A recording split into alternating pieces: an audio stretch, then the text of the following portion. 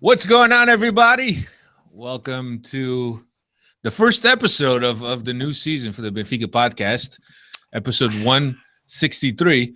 For those of you that are tuning in or listening to this for the first time, this is the Benfica Podcast, a weekly podcast about Benfica's main football team, we should say. And Benfica's main football team. We also talk about some of the modalidades, Sueca and shit like that. But, mainly it's about the main team. I heard they're starting up a crochet. A crochet, yeah. Next. Speed crochet. Peggy, the first to subscribe. So for those of you that are checking this out for the first time, we appreciate it. You can tune in every week and check us out. I'm Alfredo. With me is Steve Santos from Toronto. Steve? What's going on? What's going on? And next to me is Cristiano Oliveira. Hola. I like to. And we're both in New Jersey for those of you checking us out for the first time. So, as I've said, if you're checking us out for the first time, you're listening to this for the first time, you can count on us being on every week on iTunes and all that other good stuff. And also, you can watch the video on our YouTube channel. So, without further ado, it's nice to be back. On tonight's agenda, we'll look at the players that are in training camp, preseason training camp, under a new coach, of course. And we'll also look at the fixtures, which were drawn this past Saturday. We will look ahead. We will look forward to what's ahead for Benfica for this season. So it's good to be back. I know, Cristiano, you missed this. Oh, absolutely. I mean, if it was up to me, we'd still be doing podcasts every week and probably multiple times a week. But I'm just a rider. You know, it's your bus. You're the driver. I'm just a rider in the back of the bus. Steve and I, we were a little bit burnt out. Just a little. We had to, by popular demand, we had to do that podcast in between for Vitoria. So, but we enjoyed it, and I have to say, I did miss this stuff, and I really appreciate all the support. I appreciate everyone saying that they're looking forward to the podcast, and when I mentioned we were doing a podcast tonight, everybody was all excited. So, you are all the fans, new and old. We appreciate all your support. So let's start with this right now. So at camp, Benfica introduced or opened camp, I should say, this past Thursday, the 2nd of July. We saw a stream. Most of the players come in on July 2nd. Gaetan reported on July 3rd. Then on Saturday, a few more guys reported. And as of today, these are the players that are at camp. Keepers, Julio Cesar, Ederson ex-Rio Ave, and Paulo Lopes. I'm not sure that I've seen Varela. Of course, Varela was with the U21 team, so I don't know if he's been granted an extension to report. But the thing is that there's some guys from the U21 team that are already back, no? Was Cavaleiro? Cavaleiro's not back either. No, Cavaleiro's reportedly on his way out. Team. Under 20 team, though. Under 20 team is back. Guy, you're right. But not the guys that played in the under 21 European Championships. Those guys aren't back just yet. Yeah. Cavaleiro's on the 21. Yeah, let me give you the defenders: Luizão, Jardel, César, Silvio, Eliseu, Marçal, André Almeida, Lisandro Lopes, and Nelson Semedo. Nelson Semedo was ex-B team, and Marçal was ex-Nacional. Eliseu just finished reporting, I think, this past weekend. Him and Pizzi, the guys that were with the Portuguese national team at the end of the season that played that double fixture, they finally reported. Midfielders: Samaris, Pizzi, Guzu, Rafael Guzu, who was all known at Chaves. He was also in the U20 World Cup in New Zealand. João Teixeira from the B team, as you guys know. Gaetan, Talisca, Cristante, new signing I don't know if I'm probably going to mess this up. Tarab. Adel Tarab. Give me a chicken Tarab to go. There it is. They're very good. Close. Steve's is going to be Steve's favorite player by the end of the year. Mehdi Carcela, which is also another like the rap, another Moroccan international. Salvio, Gonçalo Guedes, Nuno Santos, both Gonçalo Guedes and Nuno Santos were with the U20. Mukhtar, the German, also with the U20 German team. and as reported also. And I haven't seen Cavaleiro, but the reports are Cavaleiro is supposedly signing for Monaco soon, and 15 million, I think I read today in the Bola. Forwards, Darley, Lima, Jonas, Nelson Oliveira, and Rui Fonte. And back from his loan move at Valence last year. Right. Rui Fonte has been hurt, so he hasn't been really practicing with the team. He has been doing rehab work as well as Salvio. Salvio had that problem with his knee at the end of the season. So those guys, even if that they're at the Seychelles right now, they are at the Seychelles, but they're not practicing with the main team. They're doing specialized work. Steve, Maxi, no Maxi. Rumor is that he'll be in Porto tomorrow, so whatever. What's the saying that Luis Felipe Vieira keeps on going on about? Só falta quem encaixar, something like that. Só faz falta quem encaixar. Yeah, Alfredo says that a lot also. Yeah, so if Maxi feels that he wants to stay in Portugal and play for one of our main rival, hey, all the power to him. What are you going to do at this point? I'll tell you this, I'm very disappointed if that is in case the truth that he is going to go over to Porto and play, obviously, for Benfica's main rival. But you know what? One thing I've been saying here on this podcast for months, man, and we all question what the hell was going on with the negotiations, what's taking so long, and said all along, if he was going to come back, it would have been done already. I mean, the guy would have never risked it, would never play the Copa America without a contract for Benfica. Obviously, he could have a career-ending injury, therefore not being able to sign a new contract. He wouldn't have risked all that if he was coming back to Benfica. So it's really disappointing that he's leaving overall, but the fact that he's going over to the rivals, to me, that's like a kick in the gut, man. Yeah, well, we'll see what happens, but I think the last I heard was 4 million. Must be 4 million they must have discovered oil in the Douro over there. They signed the guy for 20 million. Now they're gonna pay Maxi 4 million. Casillas is on the way. Yeah, but if Casillas, let's not get into Casillas. It's not a Porto podcast, but Casillas, if he's on the way, Real Madrid's going to pick up like 3/4 of the contract. I don't blame Porto on that deal. Yeah, absolutely. So if he does, he's not exactly going to come back and cost these, Porto much money, if any at all. So it's a good acquisition. As you guys know, I absolutely hate Football Club de Porto, but I tell you, man, for the Portuguese league, it's a good thing. He will definitely bring notoriety to the Portuguese league, and a lot more people will be paying attention. I hope others follow suit, not just to Porto. Obviously, I'd rather see him at Benfica and even Sporting. It's a way better competition, a better campeonato, and it gets a lot more attention when all three teams are strong, and especially when they bring in players of that caliber. Yeah, could be. But anyway, let's just run down the squad real quick. I know that we have a lot of midfielders right now, and I think that there'll be some cutting off. I think somewhere some guys are going to go on loan, this and that. But as far as the goal goes, Steve, in goal, Júlio César, Ederson, and Paulo Lopes. I'm expecting Varela to join this, maybe challenge Ederson for the second spot. But I don't see both Ederson and Varela staying for the season. Absolutely not. Given first division experience, Ederson probably has a little bit of an edge over Varela. But it is a clean slate for everybody. Rui Vitória is going to look at everybody with the same set of eyes and not really pay attention to their history. So let's see what happens. But my guess is one of them, like you say, is not going to make the squad, and Paulo Lopes will be the trusty number 3, the guy who just doesn't really complain too much, but is good to have around. Well, he did complain last year for not playing a minute. Let's not forget he did complain. Okay, let's note that. Second of all, it wasn't exactly a complaint. Well, okay, he was disappointed, but he understood. I think is basically what it came down to. I'll trade places with him if he's not happy. I'll sit as a third backup goalie. I could care less. But now, getting back on a serious note, I think it's more likely they'd see Varela go out on loan and get some playing time. He needs to develop.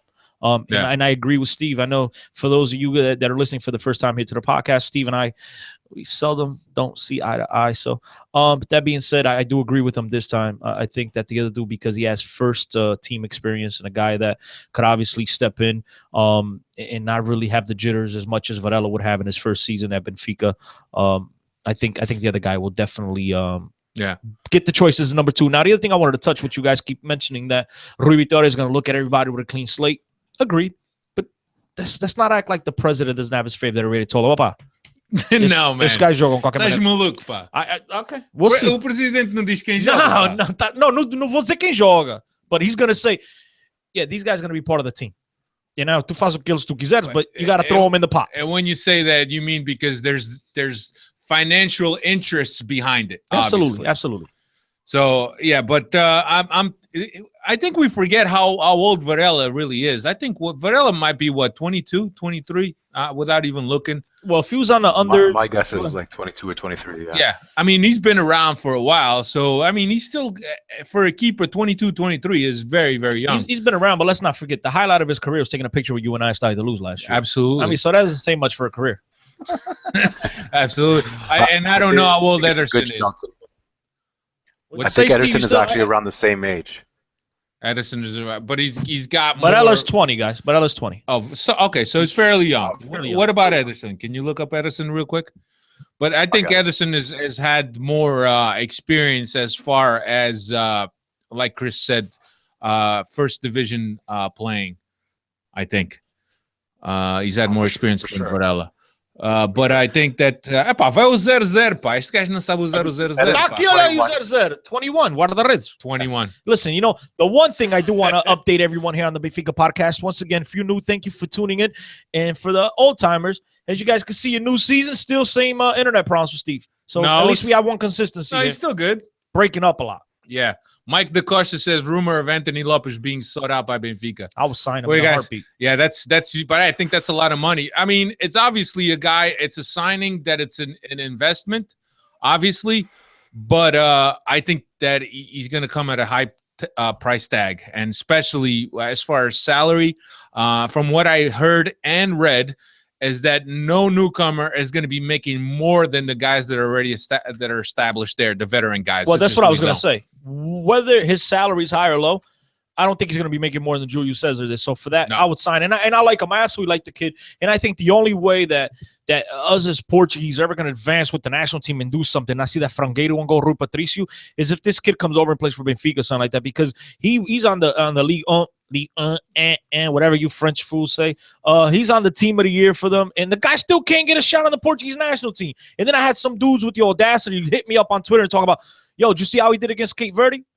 Did you see how the rest of the team did against Cape Verde? But that's another. Yeah, but I think it's going to take for Rui Patricio to go to Real Madrid, or wherever he's. He's going to go to Real Madrid. Atletico Madrid. And sit on the bench. He sits on the bench. So Anthony Lopes will have He'll still play then. He'll still play. Maybe Bet will play. Yeah, exactly, because Bet was number 2.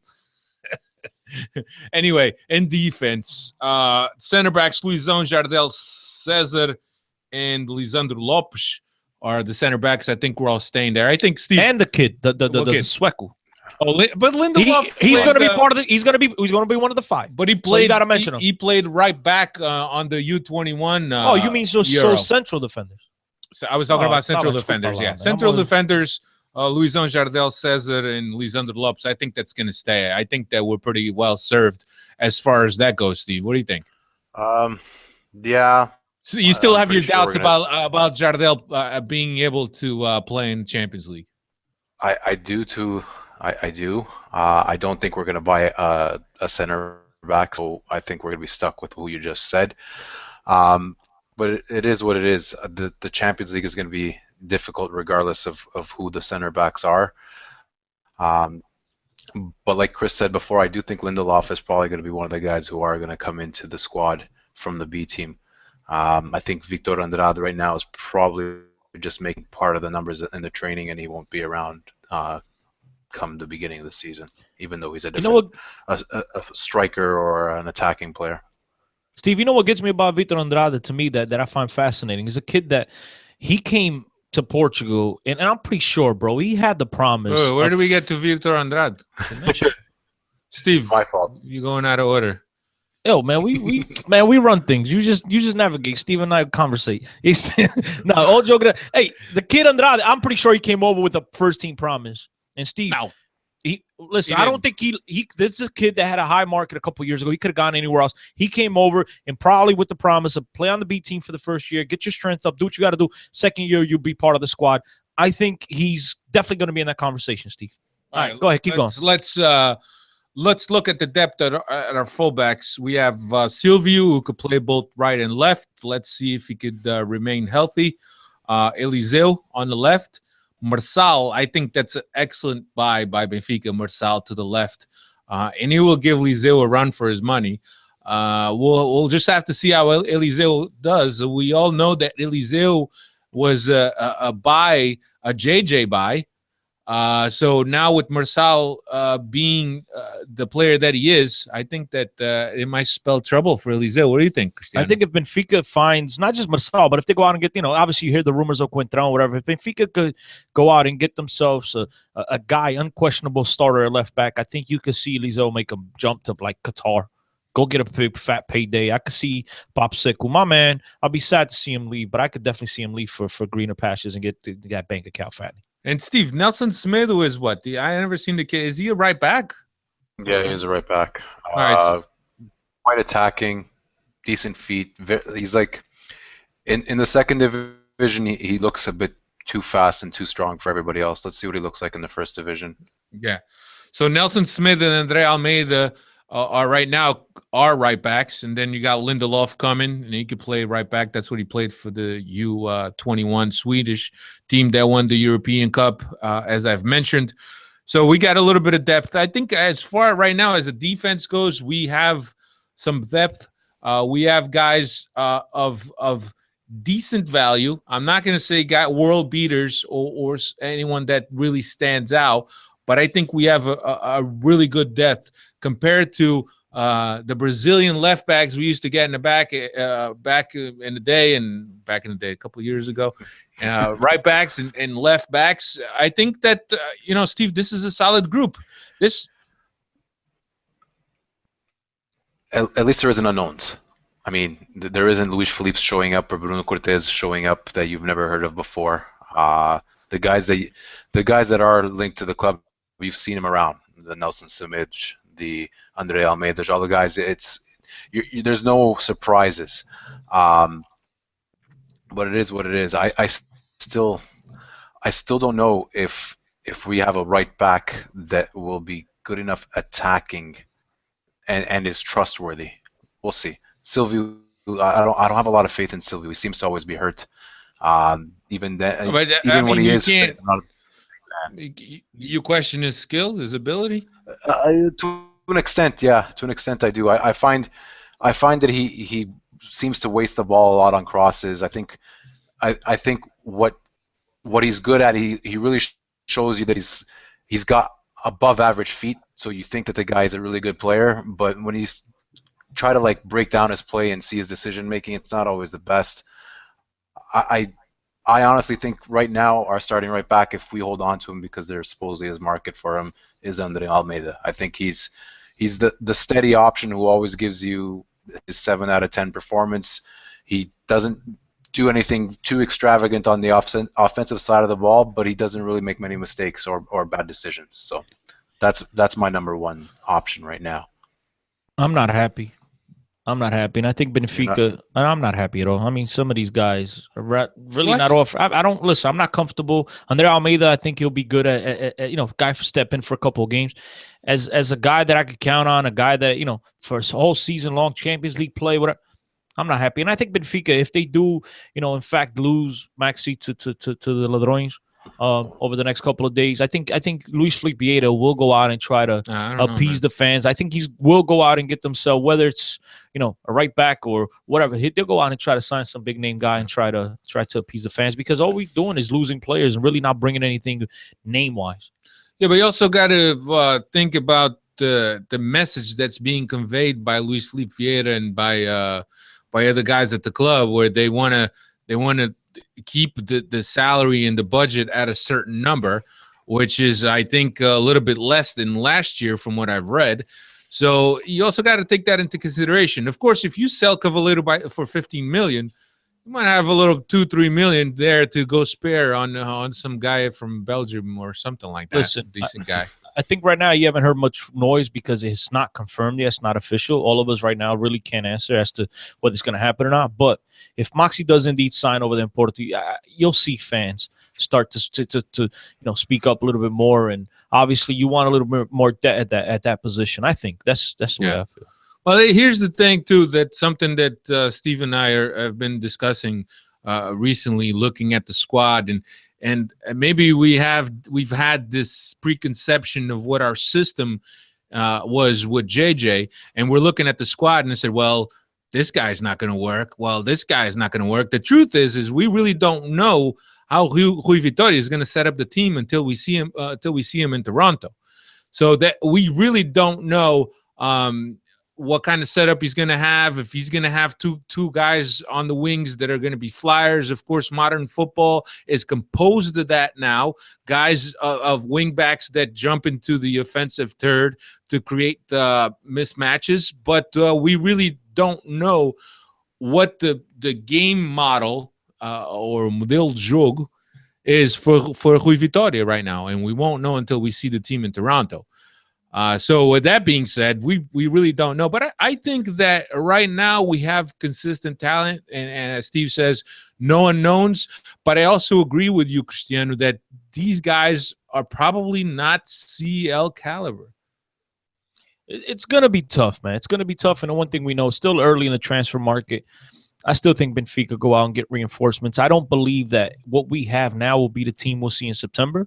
At least I'm hoping that's not the case, but I mean, we'll see what happens. Obviously, I think like Steve mentioned and you mentioned, Vitória is going to give these guys a run. He'll take a look at them, and then obviously they'll go from there. I just don't think that some of these guys are worthy of Benfica first team. I mean, B team, fine, but I think a lot of these guys will find themselves playing on the B team or even in Estados Outros Clubes. I just don't see him playing at Benfica. And especially if Benfica want to finally make a dent in the Champions League and try to get out of the freaking first round. God forbid we do that, or group stage, I should say. So if they intend to do that, I think they're going to have to do a little bit better to this roster. And I do believe they'll do it eventually. But right now, things don't look good. But there's still 2 months. Transfer. Let's look at midfielders, and we are stacked in the middle. Of course, I mean, like as Cristiano said, we're not going to keep all of these guys, but I mean, looking, we'll try to break it down position by position. Defensive midfielders, Samaris. I guess João Teixeira could play defensive midfield also, Steve, right? I wouldn't put him there personally. Cristante, Fesa. Yeah. And that's LA that we got from Belenenses that I really don't know what's going on with him. I heard he's not even at camp. So from what I understand, he's going to be loaned out. Same thing with Amorim's not at camp. Amorim is not at camp either. He was, from what I'm reading, he was told that to get this time to find himself a good deal to go out. So I'm not really sure, and that just shows you how stacked we are in the middle. That we're telling Ruben Amorim to go find your deal, and also, you know, he's probably making decent money also, even though he's not a key player. I think if there's something that we can take from what has happened over the offseason, I think there's an obvious shift towards a smaller salary bill and an idea that we're going to promote youth team players and try to rebuild in this sense. And that's probably why you see Ruben Amorim on the way out. At 30 years old, he's been a pretty good servant to the club, even though he's had a few bad injuries.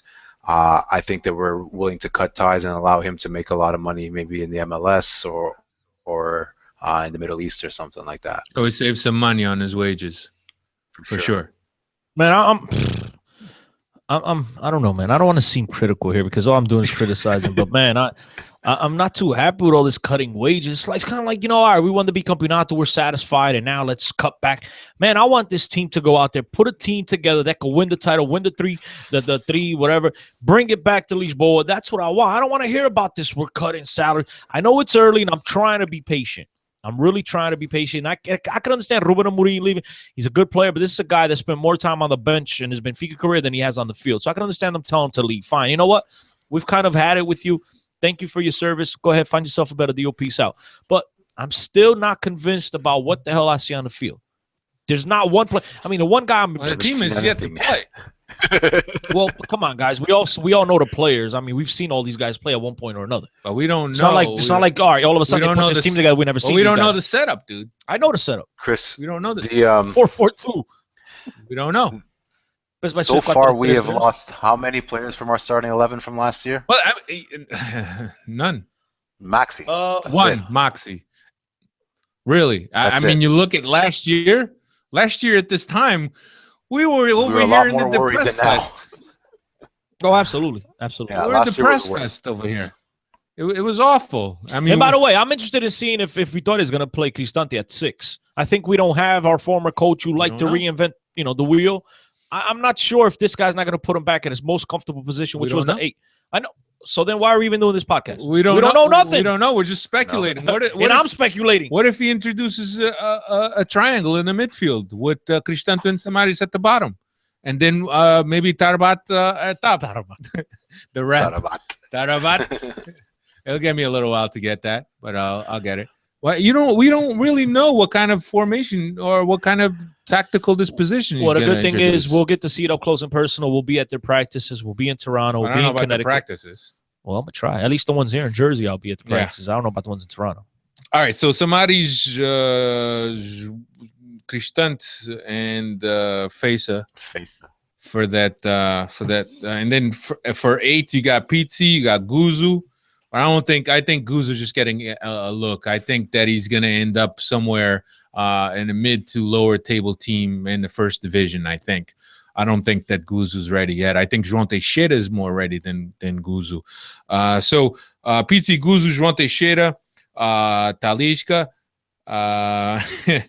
and Mukhtar. Really, are those guys? Well, Mukhtar is more of a attacking midfielder, right? Yeah. So out of those guys, there's a lot of guys. Like I've said, I think Guzo is gonna go. I don't think João Teixeira is going anywhere. Did you mention that kid Santos from the B team, from the Portuguese national team? Nuno Santos, he plays on the wing. Oh, so you're talking about just central guys? Just the central guys so far. Midfielders. Yeah. This seems like. I think that's the one area we might have a lot of guys for, the 8 position. Yeah. But to me, I think we need an upgrade.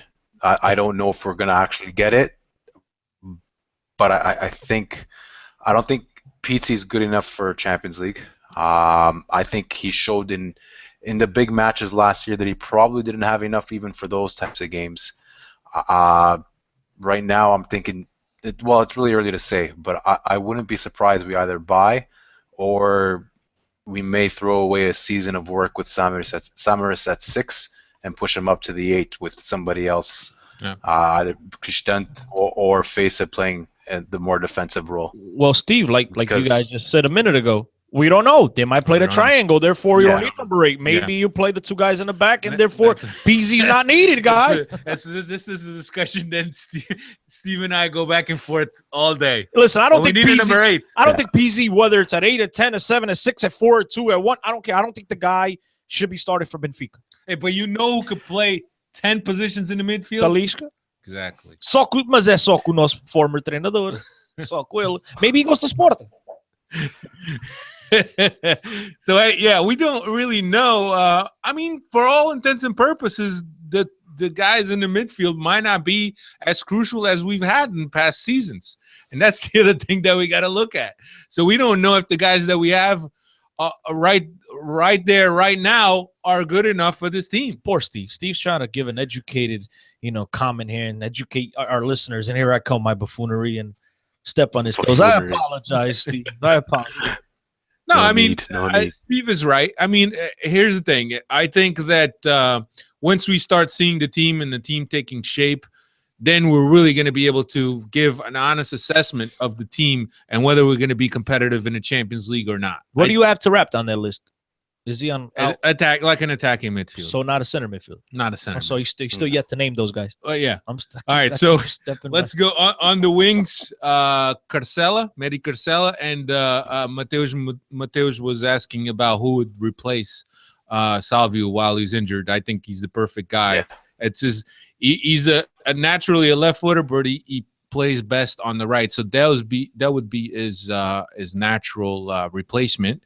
Carcela, you got Gonçalo Guedes, Nuno Santos, and then if you want to throw Mukhtar and the Rap in there, and Cavaleiro, I think he's out. The Rap's most likely going to play in that 10 position. That's where he's going to play. Mm-hmm. He could play out wide, but I think he's going to play in the center of the park. The guy's all the ability. If the guy comes in with his head on screwed correctly, Benfica have got themselves a gem. I understand that's a huge question mark. It's a huge question mark. But if we get, we strike gold here and we get lucky, the guy could absolutely change games. So Medi Carcela, believe it or not, I've never seen this guy play. I didn't even bother checking YouTube or anything. I've never seen the guy play. I know a lot of you guys have seen him play, and you guys have seen video of him, and you've all had pleasant things to say about this guy. I want to be surprised when I see him. I haven't seen the guy. I don't know what he looks like. I don't know. So I'm intrigued by him. He's good. And for you guys that follow the podcast all season long, both Chris and Steve have this thing going on with the Rap. Steve thinks he's just going to fall apart like a la Balotelli, and Cristiano thinks that this guy is just going to become the African player of the year this season. If he comes in with his head screwed on correctly, I think the kid has all the abilities to be a fantastic player. But what do you think? I think at least for the first year he'll be good. I can't guarantee. Same thing with Jonas. A lot of you guys forget. Jonas was an absolute knucklehead before. Steve, stop shaking your head. Jonas was a knucklehead before he came to Benfica. The only reason why he was out of contract at Valencia is because he burned down Eder Banega's Ferrari. Okay, dude's a knucklehead. First year, spectacular. It's the second year. It's kind of like me on the pod, guys. If you recall, I come in, I was kind of shy. And then all of a sudden I started gaining wings. Agora só vou, olha aí, olha.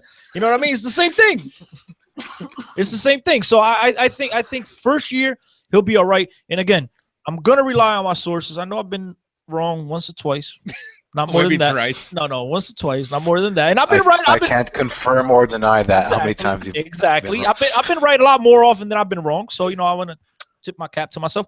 That being said, according to what I hear, at least the backroom staff, Rui Costa said, "I got this," and you know what? That's my idol, aside from my dad, but as a player, he's my idol. So I think I trust in Rui Costa. I think he's gonna look out for this dude and take care of him, and I think it'll be good. I think it'll be good the first year, at least the first year. I think Steve. I don't know, and Steve thinks that he's just not gonna. He's just gonna be another Balotelli case, or a lot of these guys that have problems. Fabio Paim, Manuel Fernandes. I want to be wrong in that line. Yeah, we all want to be wrong, but the thing is that the statistic or the tendency is for these guys, especially at an age where they're at right now, to just be who they are.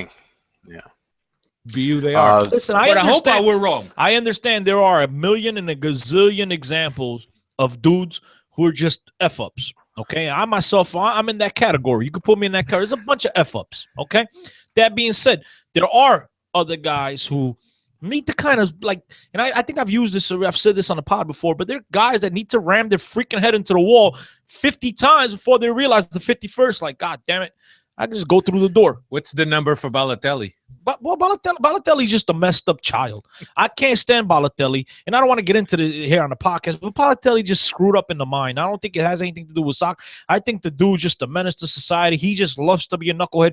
That guy, no matter who coaches him, no matter how many church ceremonies you take this dude to, he's not going to change. That's who he is. Other guys have changed. So just because you have a perfect example, guys, in a player like Balotelli, a player like Quaresma, like I said when I started talking here, there's plenty of guys that you could absolutely use as examples. That doesn't mean that there aren't guys that will turn it around. Just because you got Balotelli, that doesn't mean that every kid that screws up, it's a classic case. Absolutely. But doesn't mean that you don't give other people chances. And I think this guy, I'm hoping at least, that he comes in here and he realizes, man, this is really my last chance to play at a reasonable big club Okay, I could still perform in the Champions League. He was at a team in QPR. All right, he was in EPL, but he was never the champ. Maybe he gets motivated by the fact that in the Champions League and people can say, maybe he says, man, this is my last freaking chance. Yeah. Let me grab the bull by the horns and let me ride this bad boy to the finish line. Yeah, could be. So until he screws up, I don't want to paint him as a screw just yet. The day he screws up, I'll be the first one to come here on this pod, and I'll post a video on Twitter. I effed up. But until then, let's give the dude the benefit of the doubt. Because if that's the case, we wouldn't have gotten Jonas. There's plenty of players we wouldn't have got. Moxie, when he got to Benfica, was a knucklehead. No, he wasn't. Yes, he was. The guy got a red card. Yeah, exactly. Still is. Got a red card every other week. But it's a different kind of knucklehead, though. There's no doubting Moxie's commitment as an athlete, as a professional. He's just got a bad temper, and he probably shows too much emotion at times. But this Tarat guy is far from a model professional. He's been known to be out late, to come to training drunk and overweight and all kinds of bad things. So you don't. Yeah. It is what it is. I'm with you, Chris. I hope you're right.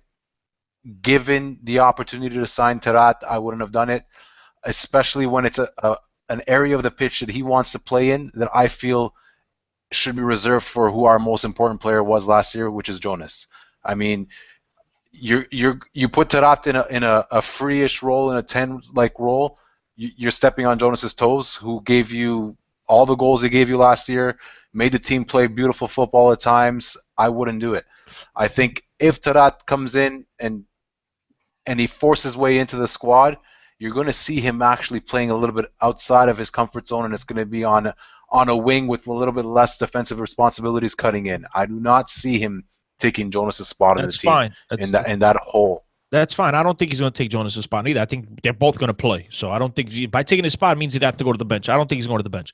Number one. Number two, I know I said this the last podcast, okay? For those of you that don't know much about Tarap, and it's the fashionable thing, you go read what the English haters said. You go read what even Radnap said. You know, they criticized the guy and he deserved it. That's fine. But you don't know nothing about the guy besides something that you read. Well, take my word. Read this. The year before, the dude played at AC Milan. He's one of their better players. He was motivated. He wanted to play.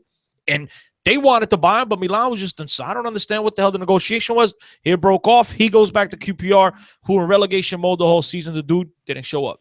One thing I've seen is that when he was at a club that he wanted to play, the dude played. And that's, again, I could ultimately be wrong. I'm not saying that whatever I say is going to turn out to be gold, but I'm going to give the dude the benefit of the doubt. I think I'm being fair. I think you guys, by not giving him a shot, not even giving the dude an opportunity, I think you're not being fair, guys. That's just me. Because I like to give people chances. No, we're giving him a chance. But just to write the guy off right away, I think is wrong. We're not writing him off right away. We just one step. We just got 1 foot back, just in case. Just in case. But anyway, and thanks, Peter, for reminding me. Juricic is also somebody that plays in that position. Yeah, but you're just mentioning guys who showed up. Right, but he will show up. He was away with the U21 team. U21.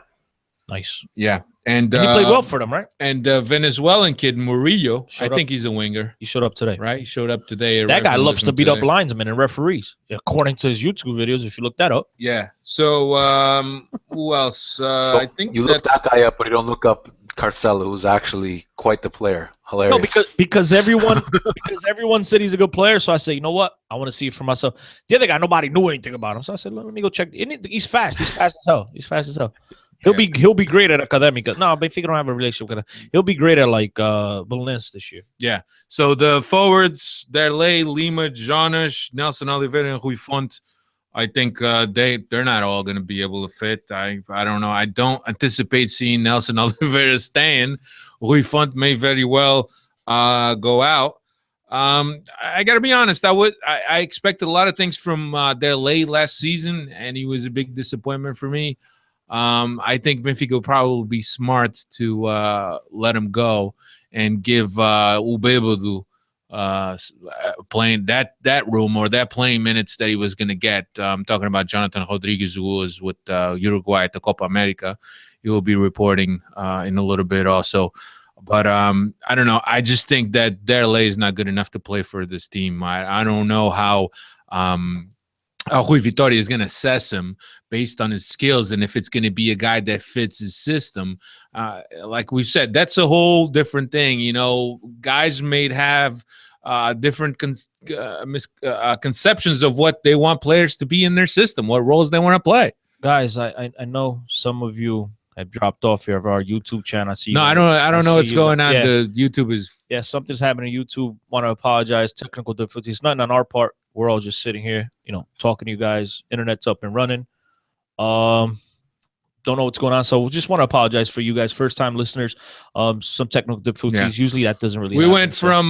We went from 18 viewers to 0 viewers. It's like Kevin mentioned, Balotelli crashed the pod. So knucklehead. See? Knucklehead right there. So anyway, you guys will be able to, I'm sure this will be up later on YouTube. You could rewatch or it. iTunes or whatever. iTunes, definitely be on iTunes tonight. Stitcher for you hippies. Anyway, for the hipsters. So the other kid that we spoke about was Pelé. Came from Belenenses. I don't think he's gone anywhere. I mean, he's gonna come to camp. I think that they just got him let him go. He's a defensive midfielder. Diego Lopes, which was a guy that was supposed to be coming or actually came to Benfica in that trio of players that were supposedly signing for Benfica. He's nowhere to be found. He's also probably going to be loaned out. The other guy in that trio was Hassan. I don't know if you've kept up with Hassan. Hassan failed his medical the first time around. They found some kind of problem with his heart. He had surgery. Came back for another test, according to Benfica, and failed the test, and Benfica decided not to sign the guy. He is, I saw a picture of him training with Rio Ave today. So that's where we're at in that situation. Is it career threatening? Obviously, it's not. No, if you're still playing at Rio Ave. It's not, but not good enough for Benfica. Also, Benfica takes special hearts. They take purple hearts.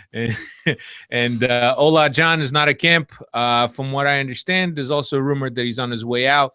He's also, his wife is just, or girlfriend, whatever, has just had a baby. So he might have been given time to be present during that delicate time for his girlfriend and wife and for the birth of his child. So I think that's pretty much it. Did I miss anybody, Steve? I don't think so. I think we got everybody, especially with that Judy Stitch reminder. I don't think we're missing anybody at the moment. Just want to. This is the last chance for Nelson Oliveira. I mean, absolute last chance. I think if he doesn't impress a coach who he has had a bit of history with before at Passos on a loan, I think we'll officially cut ties with him this year if that were the case. Yeah, I don't know. I got to be honest with you. I liked Lima's and Jonah's partnership last year, but I think that Lima is only going to go. You mentioned Jonathan? Yeah, I mentioned Beba. I think Beba is going to have a huge say this season. But then now I'm hearing that he also has a lot of market, and Villarreal is looking at him. That's good. Sell him for 25 and go. I mean, I like him. I want him, but I think Benfica, what they need to do is get rid of Lima and your boy from Marítimo. Derlei. Those guys are already long.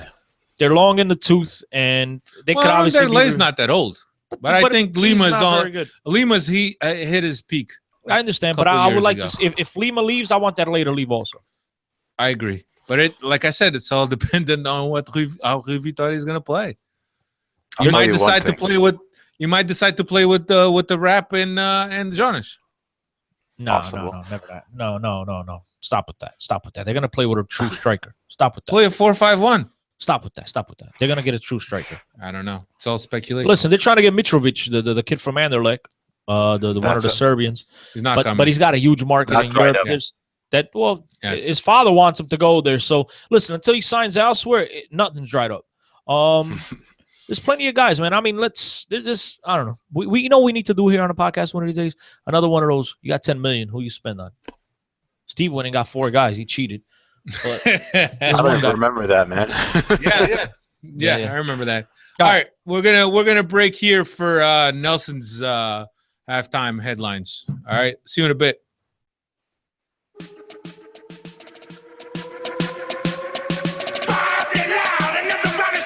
The halftime headlines. And we kick off a new season with awards handed out for the best players of last season. Gonçalo Guedes won Revelation of the Year in Portugal's second division. Julio Cesar won the best goalkeeper of the year in Portugal's top flight. And Jonas Bissolas won the prestigious Player of the Year. This past week, the remains of the Portuguese and Benfica legend Eusebio had been laid to rest at the Panteão Nacional. Despite being the only athlete to be laid to rest there, he's quite surrounded by some of the most influential and famous Portuguese people in history. He's left an impression on the footballing world like no one else has. And we finish up with a look at one of Benfica's best utilitarian players, Ruben Amorim. He's played a multitude of positions at the club, everywhere in the midfield and even as a right back. Since a major knee injury last year, he's fully recovered, but Benfica has notified him that he's free to find a new club. Rumors are he'll be making his way to MLS. And that's all for this week. Turn down for what? Turn down for what? All right, Nelson, with the first halftime headlines of the season, quite an enjoyable one as always. And now we turn our attention to look at Benfica's calendar. I know we're not sure what's going on with YouTube, but we're fine here. We're showing that we're live. We got 2 viewers right now. But everything seems fine. Even Steven's internet is working right tonight. So we don't know what's going on. It's got to be a YouTube glitch, but again, we'll edit all this. It'll be up on YouTube and not YouTube, iTunes and everything else. So whatever you missed, just please go ahead, check it out, and listen uninterrupted. Yeah, that's right. So now we turn our attention to the drawing that happened this past Saturday of the league that drew the fixtures for the championship, for the Portuguese championship. And let me see. I don't have them in front of me. No, I went ahead and I did the fixtures, but I went ahead and just pulled out a couple things. But I'll just rather than bore you with the entire thing, I'll just point out a couple things that I thought it was interesting. Benfica opens at home against Estoril, and then we have Porto. We have Porto in the 5th round away. And that game comes actually is in Porto, but before that game we play match day 1 for the Champions League, so midweek, and then we got a trip to Porto. Of course, Porto also is playing the Champions League.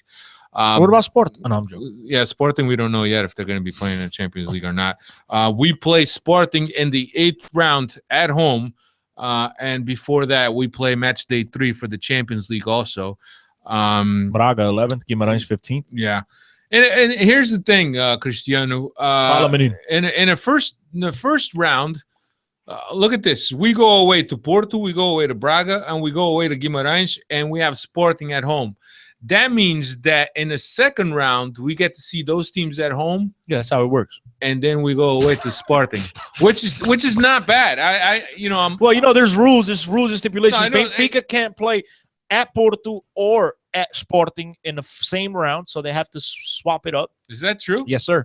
Benfica Porto Madeira can't go into Benfica Porto Sport can't go into Madeira at the same weekend. They can't play up there. You got to see the rules stipulations. Patrick put it up. You didn't see the rules? No, I didn't. I know that there's you guys didn't see it? No, I didn't read all of them. I know that there's a stipulation that the main teams can't play each other inside the first 3 rounds. I think that's one of the stipulations, but I didn't know about that stipulation. Maybe I need to go back and read it, but it seems like a lot of variance in that whole scheme. But Steve, what do you think about going away to all these teams in the first round and then hosting them in the second round? That's definitely favorable to us, no? It all depends how you want to look at it. I mean, you have a new coach with new ideas that is going to be trying to implement these ideas in some very difficult fixtures very early on. I mean, you're going to travel to the Dragão on like the 3rd or 4th week of September. Only 4 or 5 games into actual competitive competitiveness. it has its pluses and its minuses. It's definitely going to look better in the second half of the season if we're competing for first place and we're playing those teams at home. Yeah, of course it will. But it's kind of scary if you look at it in the other way too, because these are difficult games coming after matches in the Champions League that are obviously going to be very difficult as well. I mean, the first time you play Porto, you have the match day 1 versus against who we don't know who yet, but you have that the week before. You're going to play Braga right after match day 5, and Sporting right after match day 3. So depending on how all these games turn out and the way our confidence is going and the way Rui Vitória is commanding the ship, it could not be as favorable as it may sound, getting all the difficult fixtures away in the first end or the first round. Yeah. Here's the one thing that worries me about the drawing is the last 4 games, 14, 15, 16, 17. Yeah, the last 4 games of each round. And they're very difficult. Rio Ave, Guimarães, Marítimo, and Nacional. Those are very difficult games. Whether it's at the end of the first round or whether at the end of the last round, those are very difficult games for us, Steve, I think. Of course, Sporting plays Porto in the 15th round, so 2 rounds before the end. Which could be crucial. That's crucial also because we could take advantage of any of those 2 losing points. But I'm worried about those last 4 games. So we'll see. They're teams that we have historically had a little bit of problems with. I believe we got a bad result in Vila do Conde last year against Rio Ave. Yeah. Marítimo, for whatever reason, it sounds like they're going to be difficult, but we always manage to get the results we need against them. Nacional kind of has a number on us at times, so you definitely have of the games outside and Guimarães as well. Of the games outside the big 3, you have probably 4 of the hardest ones right there. Yeah, definitely. But we'll see. I mean, of course, we don't. For all we know, Guimarães might end up in 12th place. So we don't know if they're going to be as competitive as they were last season with Rui Vitória. We also don't know how Rio Ave and Marítimo Nacional are going to be. But I mean, assuming these teams have some type of setup and structure behind them, that they're usually pretty competitive every year. Unless Costinha takes over one of the teams, then we could pray for the worst. But these guys, I mean, you got Manuel Machado on one side. I think who went to Guimarães. I think it was one of the assistants. No, Fonseca. No, Fonseca. Braga. Yeah. It was the B team coach. The B team coach took over at Guimarães, I believe. Then you have Pedro Martins in Rio Ave, who's always given us a bit of trouble. So there's definitely 4 games to close out the season that, yes, they're not against the big 3, but they're all tough matches for sure. Yeah, absolutely.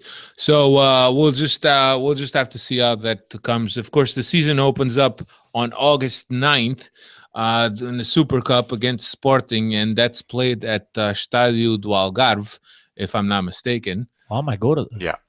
No, I can't go to that. Well, you're not going to be there? What am I talking? I won't be there yet. I'll be there a couple days later. Oh, okay. So that's our first matchup against that former coach of ours. And I'll give you the fixtures real quick. And us being here in North America, we're very happy that someone was asking on Twitter earlier that Benfica is going to be on this side for their whole preseason. So on the 18th of this month, that's just 11 days away, they're going to play PSG in Toronto, which all of us 3 will be at. So if you're coming out to that game, let's get together. You could buy us some beers, whatever. You could debate Cristiano on the importance of the modalidades. And for $5, all the females could kiss Steve in the cheek. Peggy might be the first one to line up, but well, Peggy's safe because Peggy's away. Peggy's far away. Once Peggy finds out there's kissing involved, you never know. So, in July 24th, Benfica will play Fiorentina in Connecticut. Paulo Sousa coaching them. That's right. And Cristiano and I would also be at that. Steve won't be at that. No? No. And then on the 26th, Benfica will play New York Red Bulls in Harrison, New Jersey. And all three of us will be there also. So if you want to buy us beer again, we'll be there. We'll be drinking. Just let us know. Yeah. So, and then Benfica moves down south to Mexico where they'll play Club America on the 28th, also part of the International Champions Cup. And then on the 3rd of August, Club America. Yes. On the 3rd of August, for the first time ever, it was Ebi Cup outside of Portugal, and then Benfica will be playing Monterrey. Monterrey will be inaugurating their new stadium, and there's been a buzz about Monterrey saying that Benfica is not a worthy adversary for them to open up their new stadium. I hope Benfica goes there and spanks them at least 5-0, so they know.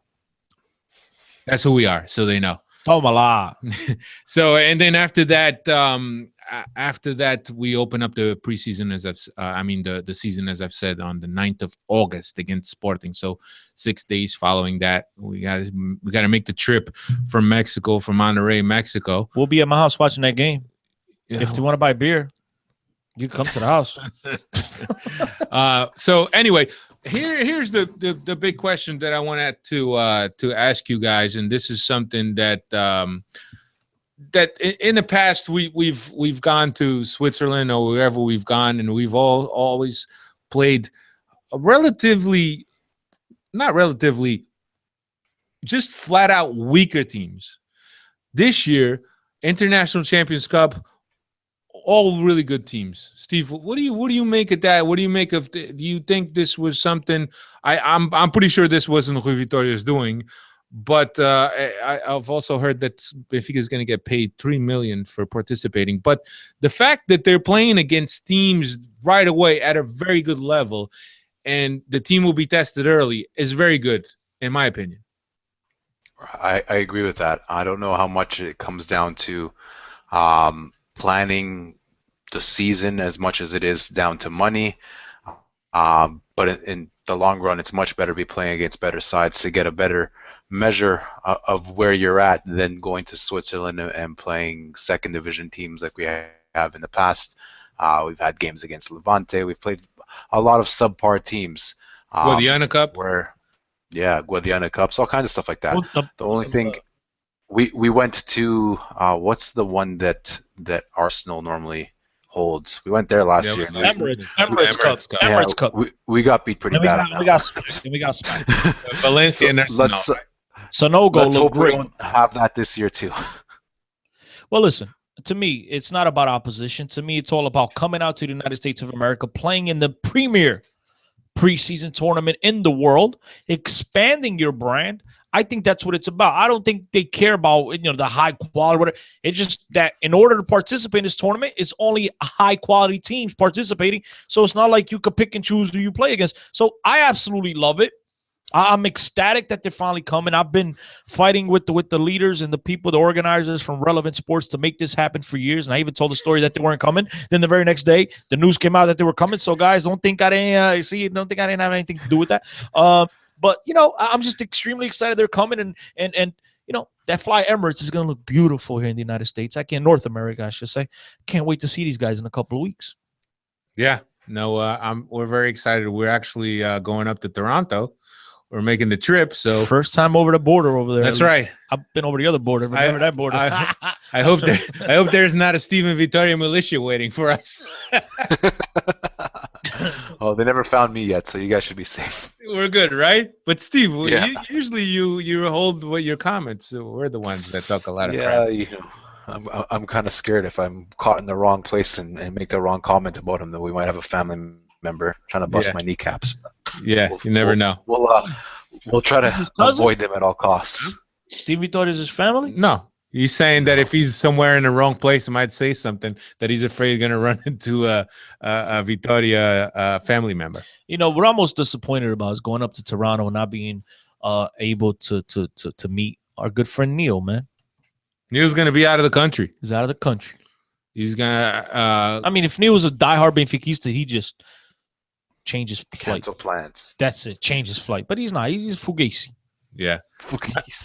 Mike DaCosta says that I think the huge loss to Arsenal last year opened Benfica's eyes to get someone like Jonas goal or Jonas. I don't know if it did. I think that at that time, having lost Rodrigo, I thought that we really needed somebody. Having lost Rodrigo and having sold Cardozo, I thought we needed to go get somebody. They gave up 5 goals. Jonas wasn't going to come back and help defensively. If anything, it was we should have gotten. If anything, it was Julie Cesar that we looked at. You know, listen, it was Jardel that didn't play that game. That's why we gave up 5 goals. Steve's about to throw up.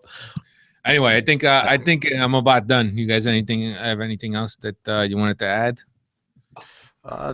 Not specifically. I just think we got a very, very interesting season coming up ahead. I mean, new coach, new ideas, a guy who has a completely different mannerism to our former coach, very likable character. Got to wish him all the best and hope that this works out right. And then you have at Sportingista, at Benfica, you have a Benfiquista. Only Portista needs to go and get Vitor Pereira or somebody again, because then we'd have like a near ideal championship. Yeah. What do you call it? Today I read a tweet. I think it was Mukhtar that said that he's very happy because Rui Vitória speaks English. At least he can communicate. Did he say that? I read that somewhere. I read that somewhere. It wasn't a parody account. I read somewhere that he's very happy that Rui Vitória speaks English. So, anyway, I think that's all we got. I want to thank all the new listeners, all the new watchers, all you new people, and of course you all ones you guys have supported us for a long time. And guys, we're very close. But before I stick my foot in my mouth, let me just verify: we're very close to 955. So, guys, do your best. Tweet this out, retweet it. Make sure, come on, man. This is Benfica, guys. I mean, let's not be disappointing here. It's Benfica. We need to get over 1,000 minimum. All right? Yeah. Work your magic, ladies and gentlemen, and thank you for your support. Yeah. So thank you very much for checking us out. You've been listening to the Benfica Podcast, the weekly podcast about everything Benfica, especially the main football team and the Sueca team when they're in season. Anyway, my name is Alfredo. I've been here with Cristiano Oliveira. And Steve Santos is on the other side of the border, Steve in Vitoria's territory. Currently sitting under the Eiffel Tower. That's right. So Tour de France. Thank you very much for checking us out. BenficaPodcast.com, at Steve Santos 6, at 10CO10. What else? Our friends over at planetbenfica.co.uk. Everyone that's supported us tonight and it's been live to watch this episode. I'm not really sure what happened with YouTube, but we'll get on that. By the way, João Manel, I'm coming to Portugal. I'll be there the 15th. I'll make sure we got to get together, go to a couple games to Estádio da Luz. So anyone's going to be in Portugal between the 15th and sometime in September, reach out. Let's get together. Let's all get together, watch a game, and celebrate at Estádio da Luz, the one and only Estádio da Luz. Yeah, and for you guys out in Toronto, we'll as the time comes closer, we'll plan something out to meet maybe before the game, maybe even go out for drinks after the game. We'll go out for something to eat after the game. I think it'd be fun to meet everybody and put a name to a face and just bullshit with everyone. So Steve included. But I don't know if Steve's going to be allowed out of the house past 12 midnight. Steve might have curfew. Right. Steve might have a curfew. Right. So someone has to walk Xavi. Right. So whether before the game or after the game, we'll be there. We'll plan something out. We'll get together. I think that's about it. Thank you very much. Thanks everybody for checking us out. BenficaPodcast.com on iTunes every week. Thanks a lot. For Cristiano, myself, and Steve, arrivederci. Arrivederci.